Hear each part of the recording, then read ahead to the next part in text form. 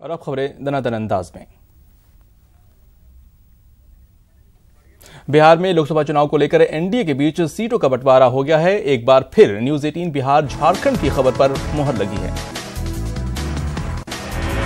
JDU office में NDA की संयुक्त पीसी में सीटों का ऐलान किया गया। बिहार का कुल 40 लोकसभा सीटों में से इस बार बीजेपी और जेडीयू 17 सीटों पर चुनाव लड़ रही है। वहीं 6 सीट सहयोगी दल एलजेपी को मिली है।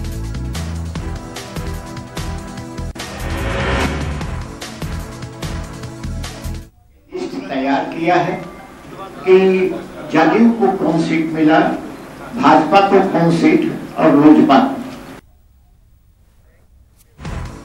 बिहार में सीट बंटवारे को लेकर महागठबंधन में खींचतान शुरू हो गई है।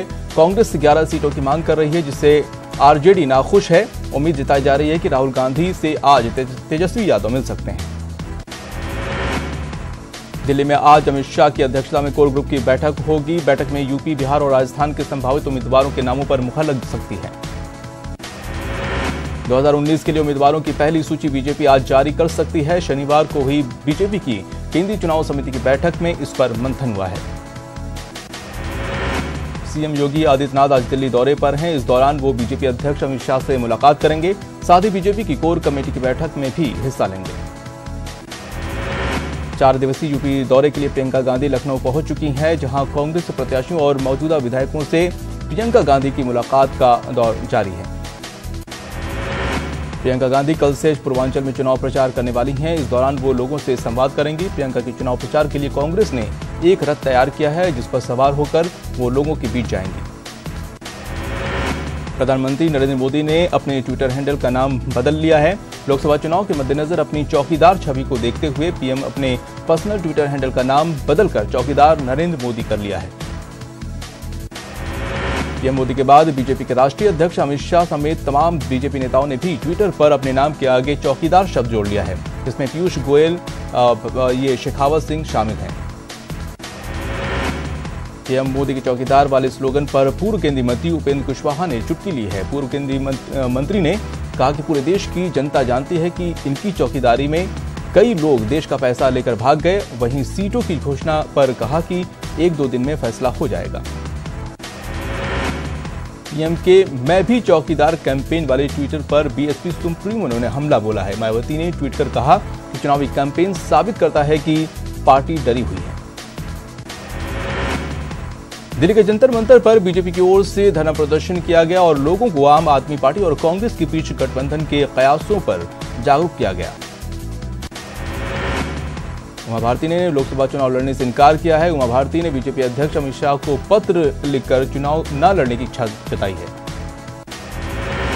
बीजेपी सांसद मनोज तिवारी ने कहा है कि देश का चौकीदार जाग रहा है और चोर भाग रहे हैं। पटना में एक कार्यक्रम में पहुंचे मनोज ने कहा कि वो अभी चौकीदार हैं। पूर्व लोकसभा अध्यक्ष मीरा कुमार ने सासाराम से चुनाव लड़ने के सवाल पर कहा कि पार्टी जहां से कहेगी वो चुनाव लड़ेंगी। वहीं मीरा कुमार ने महागठबंधन के चुनाव में प्रदर्शन पर कहा कि बीजेपी और जेडीयू को शिकस्त दिया जाएगा। यूपी में सियासी दल जातिगत गुणागणित बैठाने में जुट गए हैं। अपना दल की राष्ट्रीय अध्यक्ष कृष्णा पटेल ने सोनिया गांधी और राहुल गांधी से दिल्ली में मुलाकात की। दोनों दलों के बीच 10 जनपद में लंबी चर्चा हुई। साथ ही सीट बंटवारे पर भी चर्चा हुई। अपना दल को कांग्रेस बस्ती और गोंडा सीट देने पर राजी हो गई है। अब अपना दल और कांग्रेस साथ मिलकर चुनाव लड़ेंगे। इस मौके पर कृष्णा पटेल के दामाद पंकज निरंजन सिंह चंदेल ने कांग्रेस का दामन थाम लिया। यूपी बीजेपी अध्यक्ष महेंद्र नाथ पांडे ने लखनऊ में कई नेताओं को बीजेपी ज्वाइन करवाई। इस दौरान जब उनसे श्यामा चरण गुप्ता के बारे में पूछा गया तो उन्होंने कहा कि इससे बीजेपी की सेहत पर कोई फर्क नहीं पड़ेगा। बीजेपी अध्यक्ष ने कहा कि एसपी बीएसपी गठबंधन पर भी हमला बोला और कहा कि ये सभी लोग मनमोहन सरकार में उनके साथ थे और अब कांग्रेस में अलग होने का दिखावा कर रहे हैं। यूपी में एसपी बीएसपी आरएलडी गठबंधन होने के बाद आरएलडी के राष्ट्रीय उपाध्यक्ष जयंत चौधरी ने पहली बार बसपा सुप्रीमो मायावती से मुलाकात की।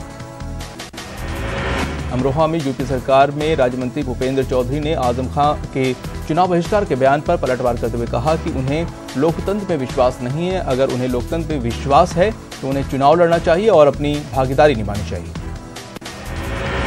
लोकसभा चुनाव को लेकर भारतीय जनता पार्टी ने अभी उम्मीदवारों के नाम का ऐलान भी नहीं किया है, लेकिन अंदर से ही विरोध के स्वर निकलने लगे हैं। बीजेपी के पूर्व सांसद और retired lieutenant general Shri Prakash Mani Tripathi ने मौजूदा सांसद कलराज मिश्र को बाहरी बताते हुए कहा कि कलराज जी बाहरी हैं और इनसे जनता निराश और हताश है। अगर उन्हें टिकट मिला तो विद्रोह हो सकता है। जीतन राम मांझी की पार्टी हिंदुस्तानी आवाम मोर्चा ने लोकसभा की 5 सीटों पर दावेदारी ठोक दी है। मांझी ने कहा कि हर हाल में 18 मार्च को सीट का ऐलान हो जाएगा। मधेपुरा और पूर्णिया से लड़ने की बड़ी बात कहने वाले पप्पू यादव के तेवर नरम पड़ने लगे हैं और खुद को महागठबंधन का हिस्सा बताते हुए मधेपुरा से लड़ने की इच्छा जाहिर की। उन्होंने महागठबंधन को अपना घर बताया। देश के पहले लोकपाल की जल्द ही नियुक्ति होगी। सूत्रों के हवाले से खबर है कि जस्टिस पिनाकी चंद्र घोष पहले लोकपाल बनेंगे। कल हो सकता है औपचारिक ऐलान। चुनाव की घोषणा के बाद यूपी पुलिस को 2 जिलों में बड़ी कामयाबी मिली है। दोनों जगहों से पुलिस ने बड़ी संख्या में अवैध हथियारों का जखीरा बरामद किया है। जोधपुर में विधायक दिव्या मदेरणा ने महिला सरपंच का अपमान करने वाला एक वीडियो वायरल हो रहा है। वीडियो में दिव्या ने मंच पर पास बैठने पर सरपंच को कुर्सी से उठाकर जमीन पर बैठा दिया। भीलवाड़ा में सीमा शुल्क विभाग ने बड़ी कार्रवाई करते हुए मुनाबाव में थार एक्सप्रेस से पाकिस्तान से भारत आए एक पाक नागरिक के कब्जे से 94,000 की नकली भारतीय करेंसी बरामद की है। बीजेपी प्रदेश प्रवक्ता एवं लोकसभा चुनाव अभियान समिति के सदस्य मुकेश पारिक ने आज अजमेर में एक प्रेस वार्ता कर कांग्रेस पर निशाना साधा। सिंधु समिति अजमेर की ओर से 31 मार्च को 18वां सिंध में मेला आयोजित किया जाएगा, जिसको लेकर समिति ने अभी से तैयारियां शुरू कर दी हैं। कोटा में स्वीप नोडल अधिकारी और जिला परिषद कोटा के सीईओ शुभम चौधरी के नेतृत्व में मतदाता जागरूकता अभियान के तहत मेडिकल कॉलेज में senior doctor, MBBS doctor students का सेमिनार हुआ। पाली के भीलवाड़ा चौराहे पर शराब के नशे में एक ढाबे पर खाना खाने के दौरान हुई झगड़े में एक ट्रक चालक की चाकुओं से कूटकर हत्या कर दी गई। पुलिस ने मामले में 2 संदिग्धों को हिरासत में लिया है। प्रतापगढ़ में वन विभाग ने सागवान की तस्करी पर कार्रवाई करते हुए पीपल खूंट वन क्षेत्र से एक ट्रैक्टर ट्रॉली से सागवान की लकड़ी के 55 गट्टे जब्त किए। बरामद सागवान की कीमत करीब 3 लाख रुपए बताई जा रही है। सुजानगढ़ में ओसवाल समाज की ओर से आयोजित किए जा रहे होली महोत्सव में शनिवार को प्रसिद्ध लोक गायिका सीमा मिश्रा ने शिरकत की, जिसमें उन्होंने एक से बढ़कर एक राजस्थानी गीतों की प्रस्तुति देकर वहां मौजूद लोगों का दिल जीता। रोटरी क्लब जयपुर सिटीजन की ओर से आज शहर में वुमेन कार रैली का आयोजन किया गया, जिसमें शहर भर की महिलाओं ने बड़ी संख्या में भाग लिया। इस कार रैली में हर एक कार में अलग अलग मैसेज के सहारे लोगों को संदेश देने की कोशिश की गई। आदर्श आचार संहिता लगने के बाद से लोकसभा चुनाव को लेकर बाड़मेर जिला प्रशासन पूरी तरह से अलर्ट मोड पर आ गया है। बाड़मेर जिला कलेक्टर हिमांशु गुप्ता और पुलिस अधीक्षक राशि डोगरा ने राजकीय महाविद्यालय में लोकसभा चुनाव की तैयारियों का जायजा लिया। दिल्ली से निकली भारत मालदीव आर्मी की साइकिल यात्रा आज 9वें दिन अलवर पहुंची, जहां उन्होंने ऐतिहासिक क्षेत्रों और सेना की छावनियों का भ्रमण किया। इस दौरान छावनी में मौजूद सेना के जवानों ने उनका भव्य स्वागत किया। उदयपुर जिले के कुराबई वन रेंज में आज एक सफेद पैंथर के शव मिलने से वन विभाग में हड़कंप मच गया। सूचना पर आनन फानन में विभाग की टीम मौके पर पहुंची और पैंथर के शव को कब्जे में लेकर पोस्टमार्टम के लिए भिजवा दिया। कोटा थर्मल परिसर में भालू दिखने के कर्मचारियों में हड़कंप मच गया। प्लांट में कई दिनों से तेंदुए और भालू दिखने से कर्मचारियों में दहशत है। भीलवाड़ा पुलिस ने अवैध शराब तस्करी के खिलाफ कार्रवाई करते हुए एक तस्कर के पास से 900 पेटी अवैध शराब पकड़ी है। ये शराब हिसार में नागपुर ले जाई जा रही थी। रतनगढ़ के हरिओम तत्सत ग्रुप की ओर से बीती रात एक दिवसीय भव्योत्सव कार्यक्रम का आयोजन किया गया, जिसमें देर रात तक होली, फाल्गुनी गीतों, पिच की होली और फूलों के संग होली खेली गई।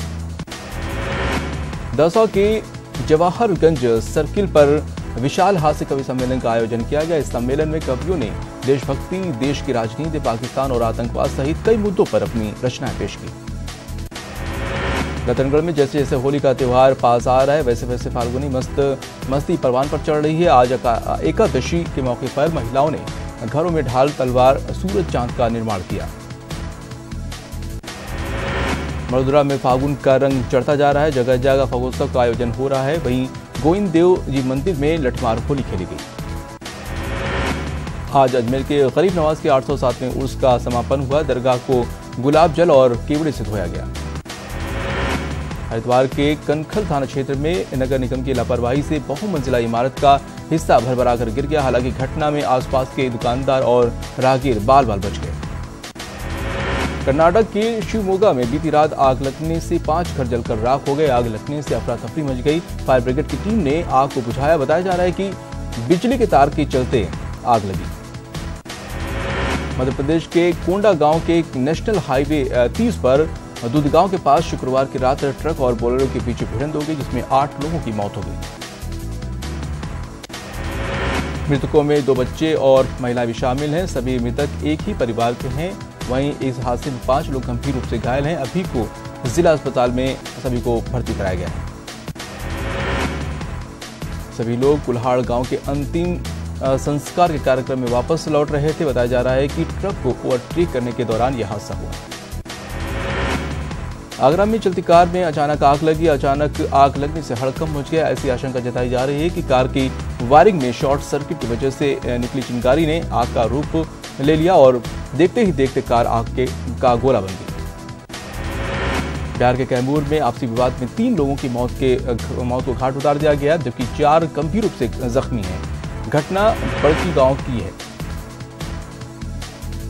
बिहार के गया में एयरफोर्स के ऑनलाइन एग्जाम में परीक्षार्थियों ने जमकर हंगामा किया और सेंटर के मैनेजमेंट पर धांधली का आरोप लगाया। साथ ही दोबारा परीक्षा लेने की मांग की। दक्षिण मुंबई के सबसे व्यस्त railway station Chhatrapati Shivaji Maharaj terminal से DN रोड की दूसरी ओर ले जाने वाली फुटओवर ब्रिज मरम्मत का काम तेजी से किया जा रहा है। तमिलनाडु के पुदुकोट्टई में यौन उत्पीड़न के खिलाफ प्रदर्शन कर रहे छात्र की पुलिस ने पिटाई कर दी। पोल्लाची यौन उत्पीड़न की पीड़िता को न्याय दिलाने के लिए छात्र प्रदर्शन में शामिल हुआ था। जयपुर ACP ने कोटपुतली रोडवेज डिपो में कार्रवाई करते हुए परिचालक को 4500 रुपए की रिश्वत लेते हुए गिरफ्तार किया है। परिचालक मुरारी लाल शर्मा ने ये रिश्वत वेतन वृद्धि के साथ बकाया राशि दिलाने के एवज में ली थी। चित्तौड़गढ़ में गोसुंडा में उस वक्त सनसनी फैल गई जब एक विवाहिता ने अपने घर में फांसी लगाकर खुदकुशी कर ली। जालौर की संचौर जेल हार्डकोर अपराधियों के लिए ऐशो आराम गाह का अड्डा बन गया है। इस विवाद का खुलासा बंदी ने खुद किया है। NH 62 के अहमदपुर सरहद पर 8 मार्च को जोधपुर से बीकानेर जा रहे गुटखा भरे ट्रक लूटकर खलासी के अपहरण के मामले में खिंवसर पुलिस ने 3 आरोपियों को गिरफ्तार किया है। जैसलमेर में एक महिला से गाली गलौज करने का वीडियो वायरल हुआ है। हालांकि इस वीडियो का न्यूज 18 राजस्थान पुष्टि नहीं करता है।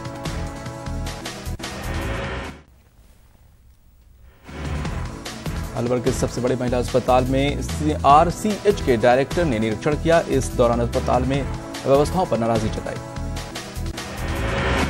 भीलवाड़ा में महावरी स्वच्छता प्रबंधन पर कार्यशाला का आयोजन किया गया। इस कार्यशाला में जिले के हर स्तर के कर्मचारी शामिल हुए।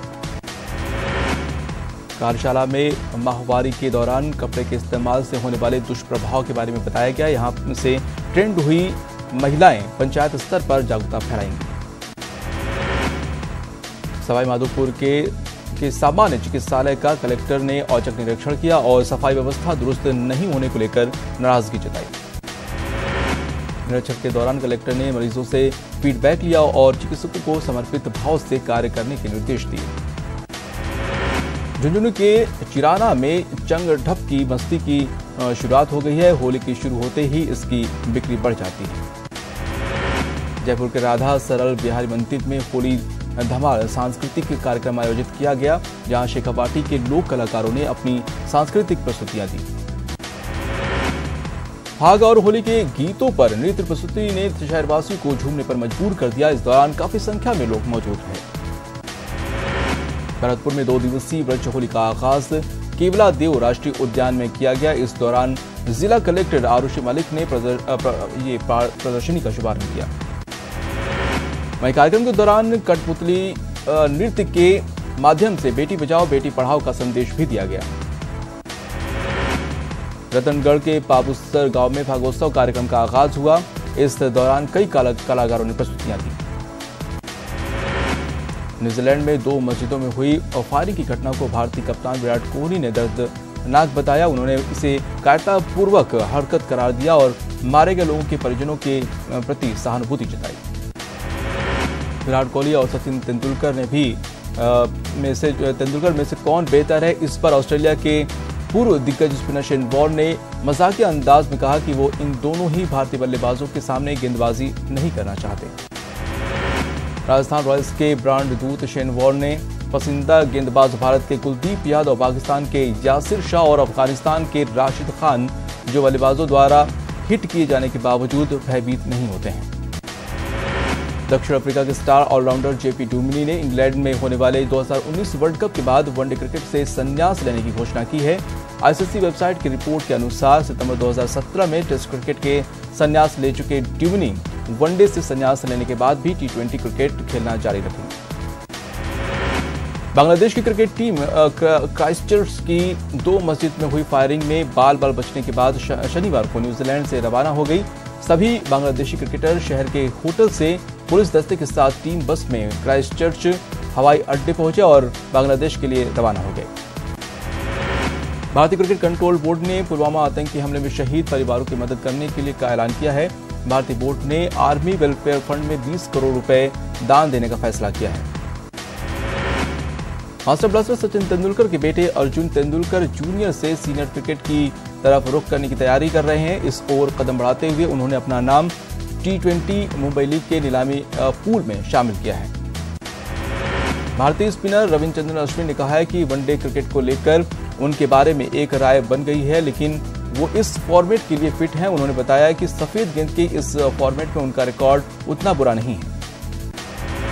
युवा बल्लेबाज पृथ्वी शॉ ने उन अटकलबाजियों को खारिज कर दिया जिसमें यह कहा जा रहा था कि उन्हें ऑस्ट्रेलियाई दौरे से अनुशासनहीनता के कारण भेजा गया था। शॉ ने साफ किया कि चोट से उबरने में देरी हो रही थी, इसके चलते उन्हें घर आना पड़ा। ऑस्ट्रेलिया के पूर्व कप्तान रिकी पॉन्टिंग का मानना है कि विकेटकीपर बल्लेबाज ऋषभ पंत आगामी विश्व कप में महेंद्र सिंह धोनी के सबसे अच्छे विकल्प हैं। यरूशलेम में अल अक्सा मस्जिद मामले में चल रही तनातनी के बीच इजरायली सैनिक की बेरहमी का एक वीडियो सामने आया है। इस वीडियो में इजरायली सैनिक तनाव की घटना को कवर करने आए फिलिस्तीनी कैमरामैन को पीटते हुए नजर आ रहे हैं। इटली के टोरिन के पास जंगलों में लगी आग लगातार दूसरे दिन भी नहीं बुझी। आग ने विकराल रूप धारण कर लिया है। आग के चलते आसपास के इलाकों को खाली करा लिया गया है। आग बुझाने के लिए कोशिशें की जा रही हैं। न्यूजीलैंड के क्राइस्टचर्च शहर की मस्जिदों में हुए हमले को लेकर विवादित टिप्पणी करने पर ऑस्ट्रेलियाई सीनेटर फ्रेजर ऑनिंग के सिर पर एक युवक ने अंडा फेंक दिया। इस घटना से कैमरे में कैद हो गई है और इसका वीडियो भी वायरल हो रहा है। भारत और ऑस्ट्रेलिया किफायती अनमैन्ड एरियल व्हीकल यानी UAV बनाने वाले प्रोजेक्ट पर मिलकर काम करेंगे। अमेरिका के रक्षा विभाग की अपर सचिव एलन लॉर्ड ने कहा कि हाल ही में दोनों देशों के बीच रक्षा तकनीक और व्यापारिक पहल को लेकर चर्चा हुई। इंडोनेशिया के पूर्वी प्रांत पापुआ में अचानक आई बाढ़ से 40 से ज्यादा लोगों की मौत हो गई। अधिकारियों के मुताबिक जयपुरा के पास सेंतानी में भारी बारिश के चलते बाढ़ आई। चक्रवाती तूफान विदाई की चपेट में आकर मोजम्बिया, जिम्बाब्वे और मालवी में करीब 150 लोगों की मौत हो गई है। सैकड़ों लोग लापता हैं।